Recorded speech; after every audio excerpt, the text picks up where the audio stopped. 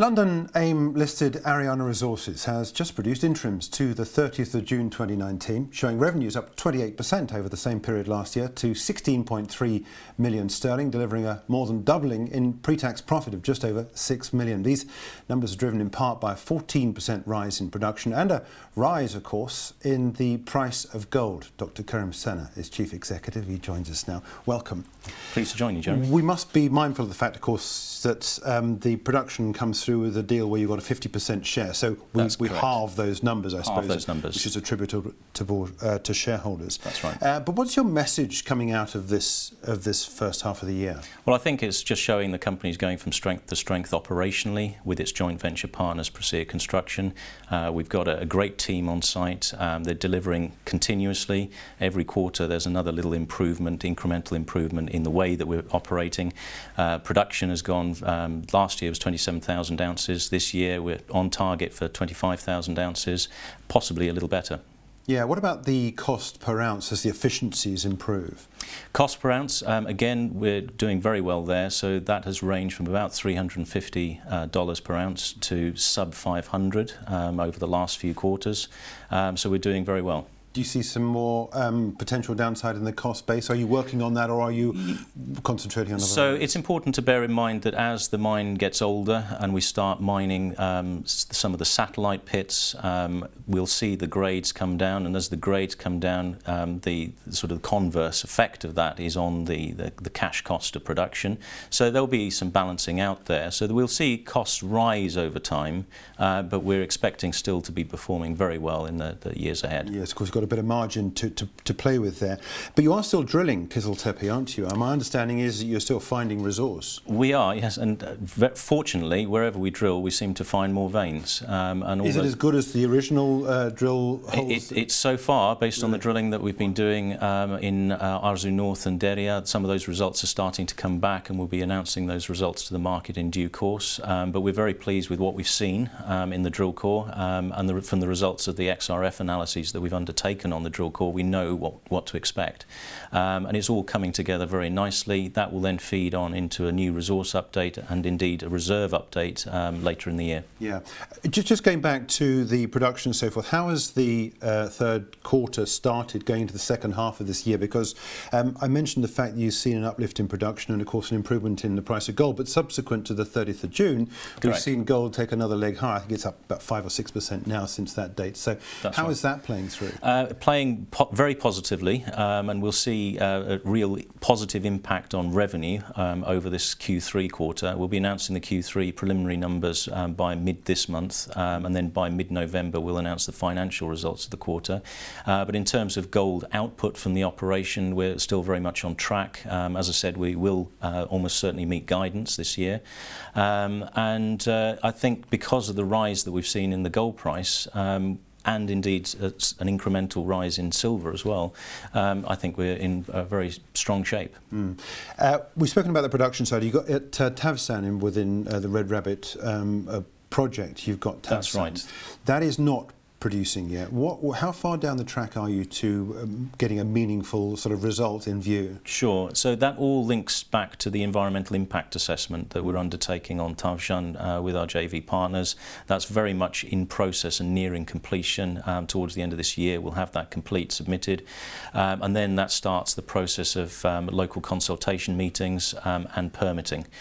We will also be entertaining further dialogue with the lending bank, so the bank that we've previously utilised for the development of Kiziltepe.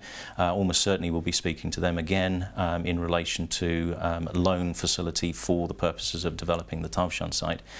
So we're expecting to make a lot of traction during the course of 2020 on Tavsan, and we fully expect that to go into production in the next few years. What about your 100% owned asset, which is in Salinbash? We've spoken about this before. Is that a bit of a back burner still, or are you really pushing ahead with it? Not a back burner at all. And I have to say that I don't think anything's been a back burner for us this year. We've been pushing ahead on all fronts, really, firing on all 4 cylinders. And Sullenbusch is a fantastic opportunity for the company because, as you said, it's 100% owned. We've got, as a result of that, we've got the ability to push that project forward at the pace we feel is appropriate for that kind of project. It's our largest project by a large margin. There's 1 million ounces in inferred and indicated JORC resources there. There's clearly scope to grow those resources further based on the drilling that we've undertaken relatively recently, with the results being announced in mid this year. And we're looking forward now to commencing work on an environmental impact assessment, which will start off with an environmental scoping and an associated environmental baseline study. And a baseline will have to run for a year. All of that data then will be integrated into what will become a full EIA. And we need the EIA in order to permit further across the site, to give us access to further drill sites and other potential development locations as well, because we're looking at this project now as a development project. It's moving away from exploration, although there's still a lot of exploration upside there, into something that we're seriously considering how we'd go about mining it. How much easier does that make it to raise money for that project? Well, once we've got the EIA in place, and as I said, there's quite a lot of work to do. The baseline is the time-dependent part of that. It does take a year to do. Once we've done that, then you essentially de-risk the project from a key permitting hurdle, and then that should make it somewhat more easy to go ahead and develop. Just talking about the opportunities and the costs involved, you are taking on debt. You have cash on the balance sheet. Correct. Are you in a position at the moment to look ahead and suggest that there's a potential for dividends for investors, or are you still working on building up the company to provide them with an interest in the increasing share price? Sure, that's a very important point, and we are looking at ways, mechanisms by which a dividend could be paid at the appropriate time. And there's a process that we have to go through, and we have to ensure that we've got distributable reserves. And that process is underway. Yes. Any ideas how long that's going to take? Are you having to wait until there's another project which is producing before that takes place, or are we looking earlier than that? I think what we'd like to see is that our pipeline of projects develop somewhat more. So have Kiziltepe continuing successful operation and bringing Tavşan on stream. I think that's most likely. I think Sullenbusch, because that's a longer term project, that wouldn't form part of that equation. But certainly we'd like to see both Kiziltepe and Tavşan producing. Yeah.